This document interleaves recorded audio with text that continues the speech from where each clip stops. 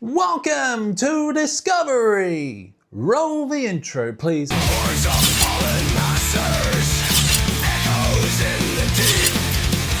Chaos, blood and fury, destruction unleashed. Fire back, no mercy, oblivion awaits. Discovery, 2325 awaits.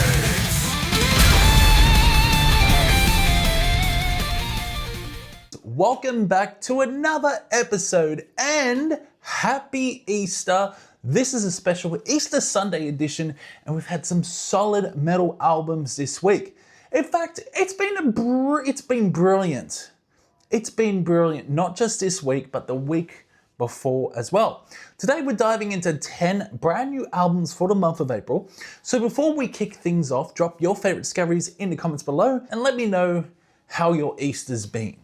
So, to kick off this week's discovery, we're heading to Los Angeles, where death metal quartet Insineratehymn has unleashed their third full-length album, Irreverence of the Divine, released on April 21st through Memento Mori Records. Take a listen.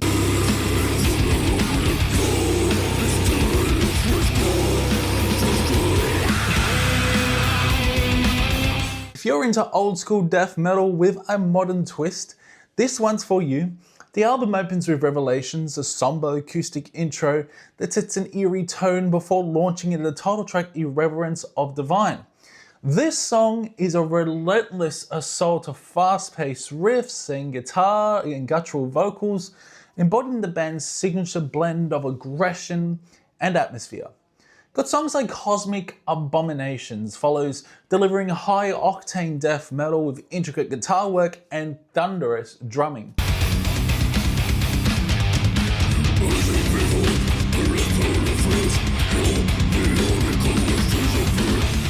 The track Delusive Omniscience stands out with its mouth-watering riffs and dynamic tempo changes, showcasing the band's technical prowess. Midway through the album, Sempiternal Suicide offers a nod to classic Deicide featuring brutal riffs and intense vocal delivery. Visage of the Infinite slows things down slightly, creating a haunting atmosphere with its creeping melodies and guttural vocals, adding depth to the album's overall sound.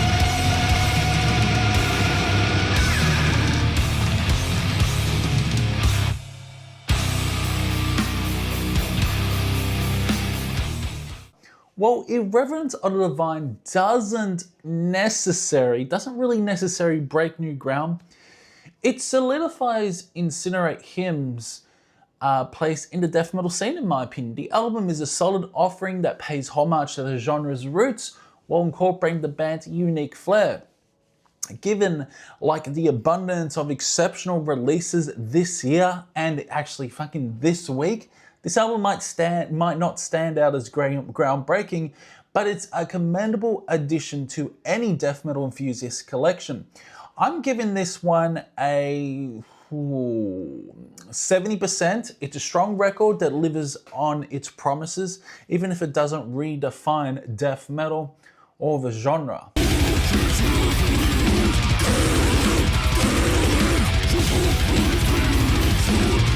We're making this review a little longer today because I missed this gem when it first dropped on April 11th. We're talking about Otra, the new album by In the Woods, released through Prophecy Productions. Take a listen.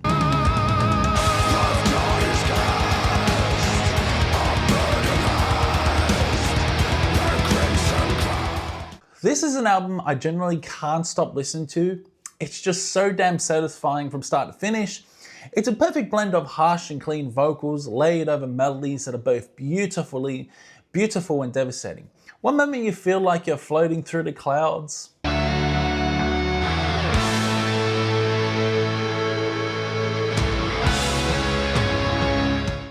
and the next you're plummeting into the fiery depths of fucking hell.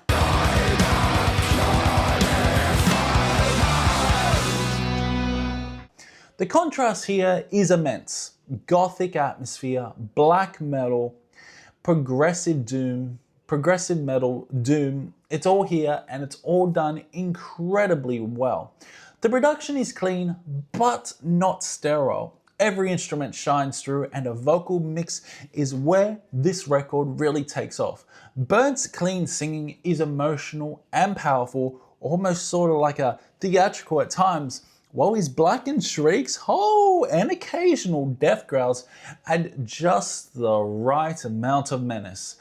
There's like a doomy weight to some of the songs, and when you mix that with that black metal and gothic elements, it is really no surprise this ended up being one of my personal favorites of the month. Yes, I'm going to say it. Now, the album opens up with "The Things You Shouldn't Know, The Things You Shouldn't Know," and it's such a slow, haunting track, but don't let the calm fool you. About a minute in, the heaviness fucking hits. Those monstrous growls and layered guitars carry real emotional weight.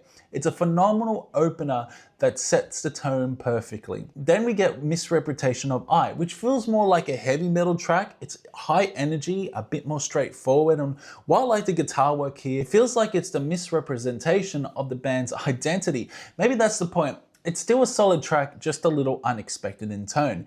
Songs like The Crimson Crown is where the album really starts to soar. The contrast between Burnt's clean vocals and harsh screams are absolutely phenomenal.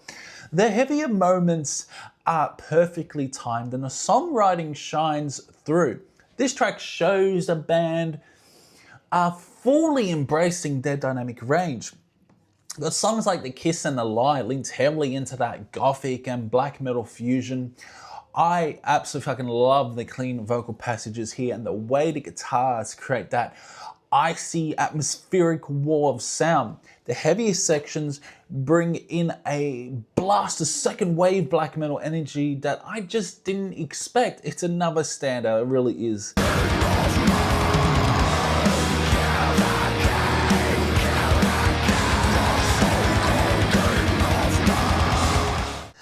Then we get to Let Me Sing, which leans into that classic Norwegian tremolo-picked black metal, but with Burnt's clean vocals weaving in and out. It's a slow burn, rewards patience with some of the most haunting melodies on this fucking album.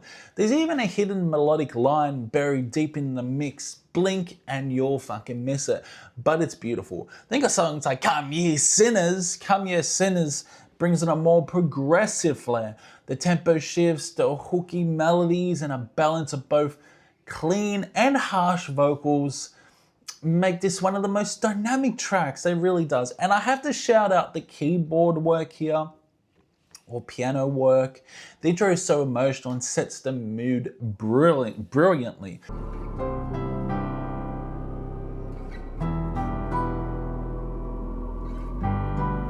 Finally, we get the Wandering Deity, a gothic, brooding closer that gradually builds in such intensity. It brings in doom-laden riffing and crushing black metal aggression in equal measure.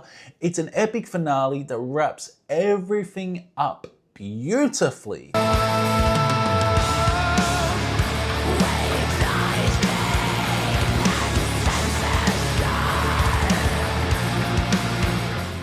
Overall, Otra is a stunning piece of work, it really is. I love the musicianship on this, the atmosphere, the melodies, the vocals, and the emotional depth throughout.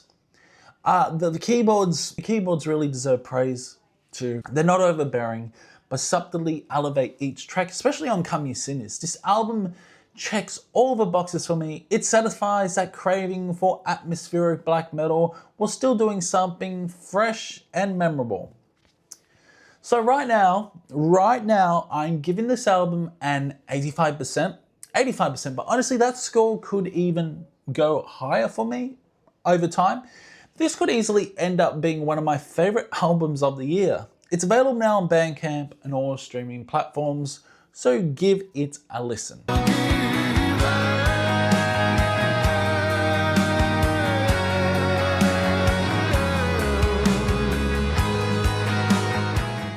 We're heading over to Portugal now, where a band called Legacy of Payne just released their new album Spawn of Creation.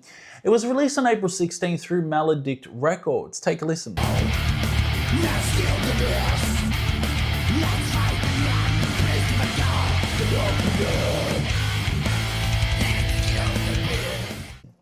This is a really solid slab of blackened thrash, and I'm calling it that because while the music leans heavily into that old school thrash, the vocals are a vicious mix of black metal and screams and guttural death growls. It's a fun, ferocious record from start to finish, packed with killer riffs and wild energy. Clocking in at around 37 minutes, it's short, punchy, and absolutely relentless right off the bat. The first track, We Born, lets you know exactly what you're in for. High-octane thrash riffing, ripping solos, and the shrieking black metal vocals laid over primal death growls. We Born! I was expecting something closer to Dave Mustaine or James Hetfield in the vocal department, but instead I got blasted with harsh screams, and honestly, it works. It really does.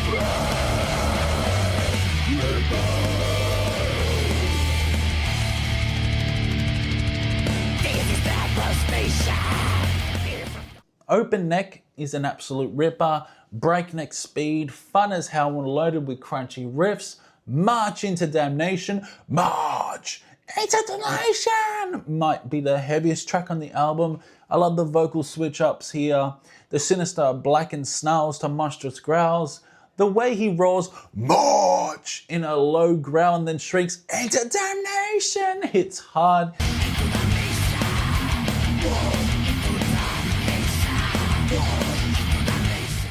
Songs like Gates of Badness keeps the aggression high while Burn 'Em Down is a massive standout for me. It's slower, more methodical, with a chugging, eerie riff that creeps along before exploding into a brutal climax.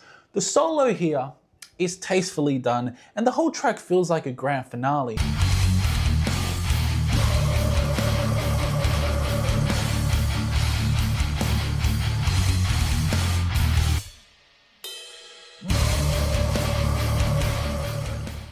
The production, it's loud. It really is loud, punchy, and mostly effective, though there are some mixing issues, mainly with the vocals sitting a bit too high at times, especially when the growls come in. But for what it is, this album rips. Spawn of Creation is a headbanger delight, infectious, heavy, and unfucking relenting. I'm giving this a 75%. It's available on Bandcamp and all streaming platforms. Check it out if you want some chaotic blackened thrash in your life.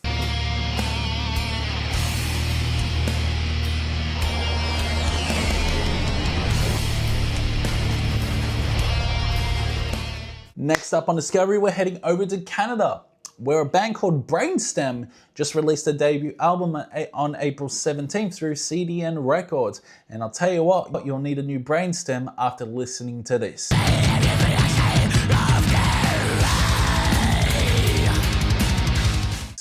This is a wild, frantic, and technical death metal record. From the very first track, it throws you into a whirlwind of blast beats, chaotic riffs, and some absolutely vicious vocals. The screams range from piercing highs to even guttural lows, and while the album might not reinvent the wheel, it's undeniably fun and energetic from start to finish. The production here is clean enough to let the instruments breathe, but still raw enough to maintain that aggressive edge. There's a manic energy running through the entire album that fans of cattle decapitation or even cryptopsy will definitely appreciate. Got songs like Intergalactic Cattle, yes, it's a funny name, and it's one of the standouts. It's fast, unrelenting, and genuinely reminded me of early cattle decapitation, not because of the song name, especially in the way the vocals delivered with such ferocity.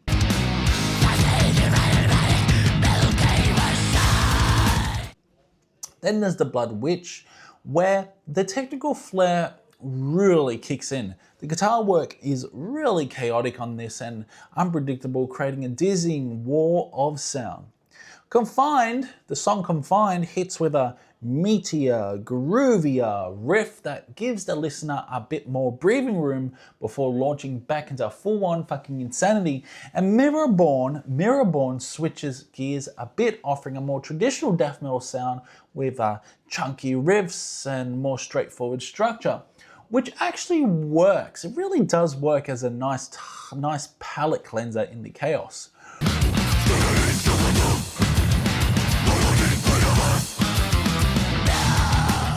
Overall, it's a good debut, tight performances, great energy, and plenty of technical prowess, but in a week full of standout releases, this one doesn't quite steal the spotlight. I'm giving it a 65%, still worth checking out, especially if you're into that technical death metal with a sci-fi twist. Available now on Bandcamp and all streaming platforms.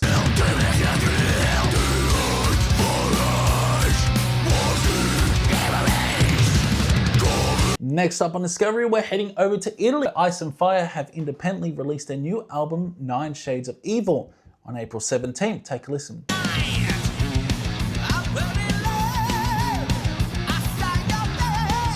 This is a good album, but not a great one. There's a strong Halloween influence running through the entire thing, especially in the vocal delivery. You can definitely hear shades of Michael Kiske in Sandro's performance, particularly when he reaches those soaring high notes. His vocals are powerful and passionate across all 9 tracks, and the guitar work is another big highlight. Filled with melodic leads, tight rhythm playing, and some blistering solos that add a lot of fucking energy to the album.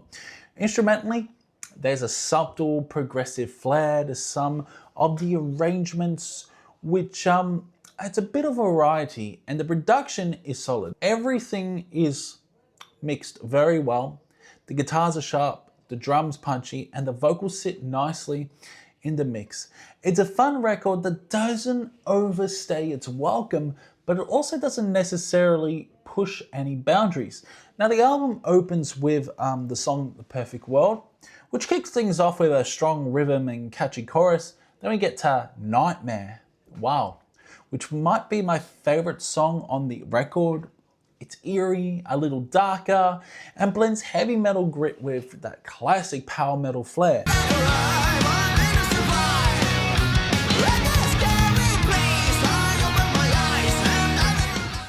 Songs like Useless Sacrifice is another strong track, combining such emotional vocals with more progressive elements to help the song stand out. However, not every track hits the mark.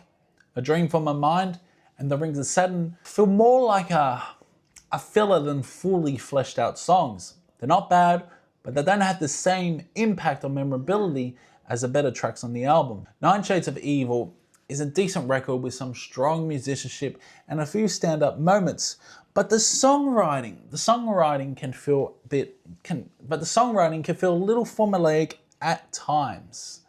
It's fun, especially if you're into that classic Euro power metal sound, but it's not exactly essential listening. I'm giving this one another 65%. Hopefully it grows on me with repeated spins.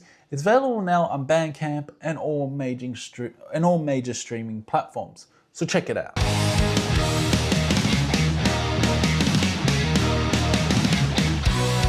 We welcome Crypts of Despair back on Discovery. They are back with their latest slab of Brutality, We Belong in the Grave, released April 18th through Transcending Obscurity Records. Take a listen.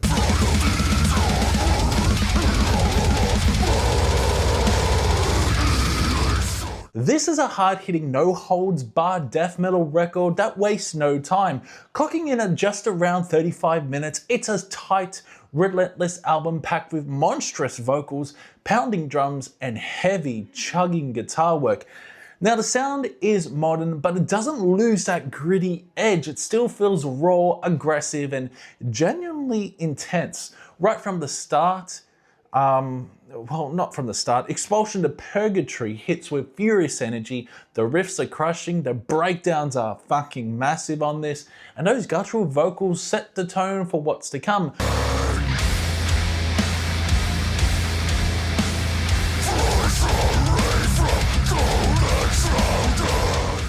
Then obliteration of the impure follows with vicious pacing, tight drumming, a thick guitar tone, and underlying atmosphere of dread that makes it one of the album's true standouts. One of the best albums, one of the best songs off the record.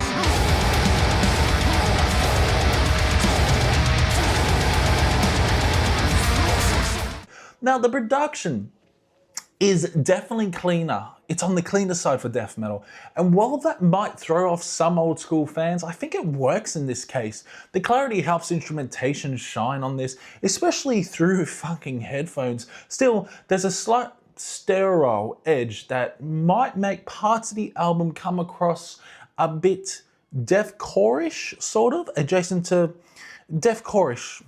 Yeah, a lot of it, if you get what I mean, with the cleaner production, does sound a bit deathcore. Tracks like Undisillusion and Seizures ramp up the tempo with rapid fire riffing and some great transitions. The vocals here are especially gnarly, gurgling lows and high-pitched screams that flirt with a deathcore aesthetic, but the core remains firmly planted in death metal in my opinion.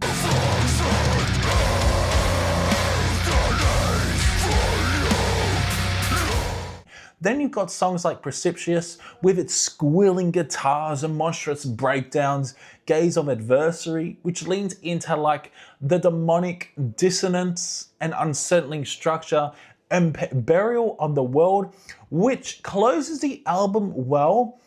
It's nothing special on this one. It's basically a fucking instrumental to close off the album. That said, I personally preferred the last album, All Light Swallow, just a bit more. It had a much murkier, more suffocating atmosphere. Still, We Belong in the Grave is a strong follow-up to a worthy addition in their discography.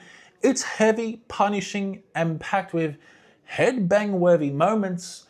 I'm scoring this a solid 75%. Check it out now on Bandcamp and all streaming platforms.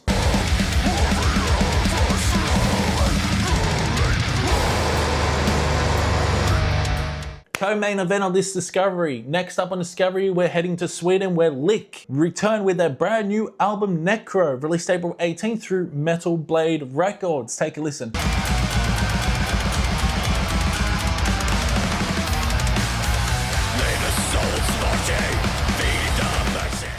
One word to sum up this album: terrific. This is Swedish death metal, and it's so fucking good, crushing, intense, and brimming with infectious energy. From the moment I hit play, I was locked in. The riffs are brutal and groovy, the songwriting is tight, and even though the production is cleaner than your typical old school flair, it still hits like a sledgehammer. I don't know how LIK keep doing it, but they've knocked it out of the park once again. They really have. The drumming is absolutely savage on this. Precise, relentless, and loaded with power. The guitars have that signature Swedish buzzsaw tone, but with just enough polish to give the leads and solos room to breathe. And the vocals, man, the vocals are fucking monstrous. There's this modern bark layered over that classic old school grit, and it works so well. They watch, they hunt, they kill, the fatal walk. The album kicks off with Deceased, and it's an explosive opener. It really is. High octane riffing, vicious vocals, an incredible ending that just leaves you wanting fucking more. You'll be headbanging without a doubt within seconds, no question about it. Then we got songs like War Praise, leans into a more melodic, more groovy sort of death metal. I love the rough, hardcore edge it has, especially in the verses. The breakdown in the middle section is thick with guitar groove, and it leads into a wicked solo. It's aggressive, but it's also got nuance, if you get what I mean. Then there's They, easily one of my favorite tracks on the record. The main riff is absolutely infectious, and the hooks on this one are ridiculously catchy. The solos soars, and the pacing of the track is spot on. It's one of those songs that makes you hit repeat before the album even ends. Yeah, this album's so good. Then you got songs like Morgrat. It Morgrat slows things down a bit and brings in some like doom-laden, almost sludgy vibe. The guitar tone sounds like buzzing chainsaws. I'm not kidding, sounds like fucking chainsaws on this. I love the guitars. I love the tone of the guitars on this. It's thick, grimy, and relentless. The vocals toward the end are pure filth in the best way. Thrown back in the cell.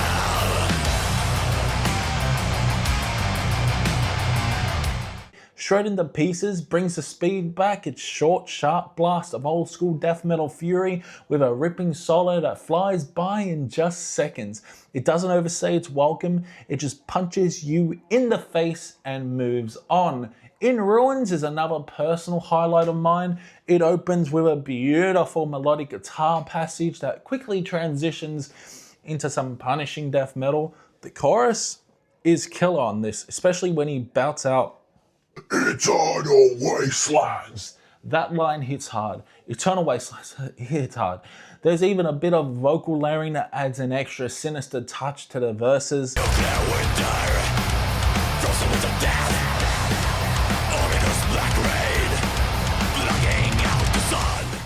Then you got songs like Stockholm Massacre. Feels a bit like a filler track in my opinion. It's over before you fucking know it, but it still delivers some heavy riffing and pounding drums. Not the most memorable, but not a throwaway track either. Songs like Fields of Death brings the speed again. It's slightly disjointed in structure in my opinion, but it really grows on you with each fucking listen. The energy is undeniable, even if it takes a few spins to fully click.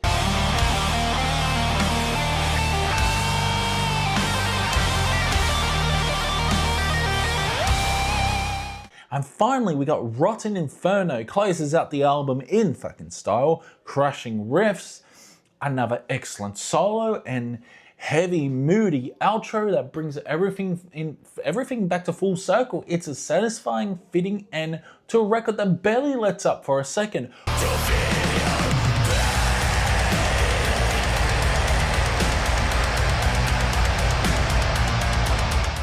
Overall, Necro is a brilliant album from start to finish.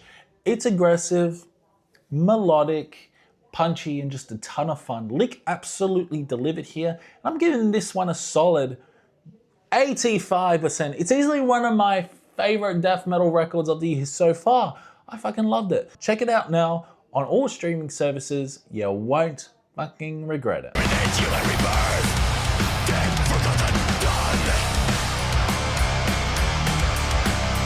We are running out of time, can you believe it? The main event for this week's discovery comes from the icy depths of Finland, Red Moon Architect, and their stunning new album, October Decay, released April 17th through Noble Demon. Take a listen.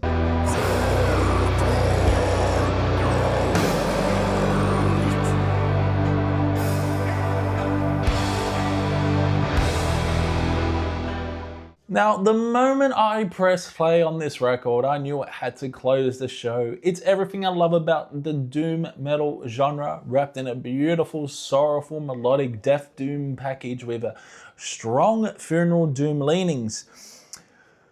October Decay is a grand emotional journey through darkness, and it captures that deep sense of melancholy so essential to great doom. It's slow, it's crushing, and it's absolutely fucking stunning. What immediately stands out is the contrast between Anni Viljanen's angelic, ethereal, clean vocals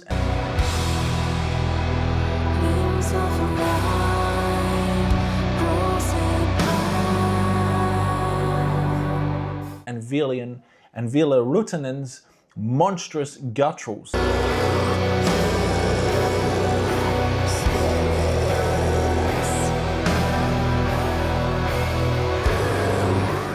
The vocal interplay dominates the album, and it's executed, in my opinion, to perfection.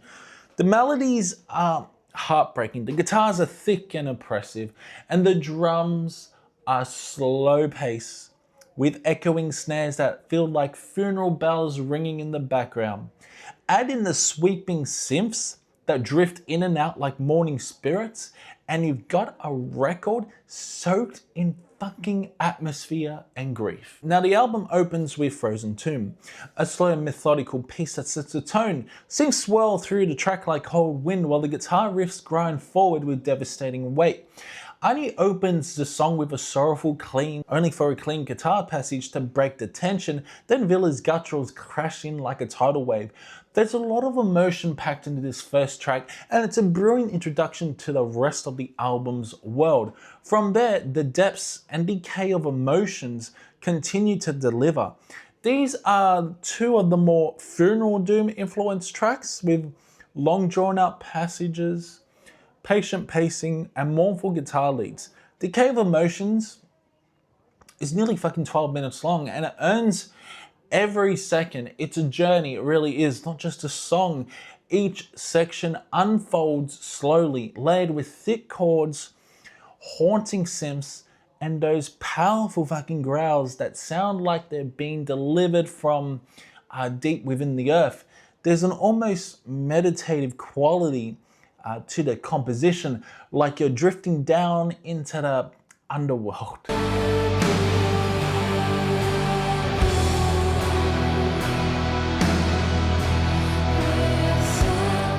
In Silence, the song In Silence brings some of the album's most, emotional moments. Villa's deep gutturals dominate throughout this song. They really do. With like twisted, eerie, gutsy melodies. Then we have On the Edge of Insanity, which picks up the pace just ever so slightly. There's more urgency here, more contrast between the light and dark. The vocal harmonies are fucking fantastic on this, and the chorus has one of the most memorable melodies on the entire album. It's moments like this that really show Red Moon Architect's ability to merge melody and heaviness without losing that depressive core. Ani's vocals shine again here, sounding almost ghost-like against a backdrop of slow crawling doom metal. The way her cleans intertwine with Villa's growls is nothing short of beautiful, like two spirits singing in grief and rage side by side. It's a standout track full of heartbreak and raw feeling. Finally, the album closes with 1st of October, and it's a phenomenal way to end. It's cinematic, soaked in atmosphere, and just full of slow crushing riffs that feel like they're dragging you deep into earth. The vocals swell with emotion, and the final minutes leave you feeling like you've just come through a storm of grief.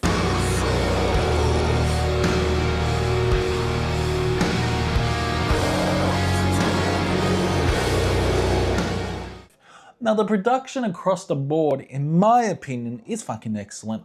Clear enough to appreciate every layer, but still raw and heavy where it needs to be. The synth work on this deserves special praise as well. It never overwhelms, instead of weaving itself into the songs with elegance and restraint. It reminds me a lot of Morning Beloved or even Ahab at times, in my opinion. While Red Moon Architect may not be reinventing the genre, they are certainly mastering it, in my opinion. October Decay is a gorgeous, sorrow-filled doom album, in my opinion. It's melodic, it's slow, it's heavy, and it's heartfelt. The mix of death doom with elements of funeral doom textures creates a unique, immersive experience, in my opinion. I love this album from start to finish. The songwriting, atmosphere, and vocals all hit the mark. I'm scoring this one a strong 85%. It's one of my favorite doom releases of the year so far. You can check it out now on Bandcamp and all streaming services, especially if you're in the mood to feel something deep and devastating. Unfortunately, I found out this album won't be released physically, which I'm a bit bummed out about. It is what it is, so there you are.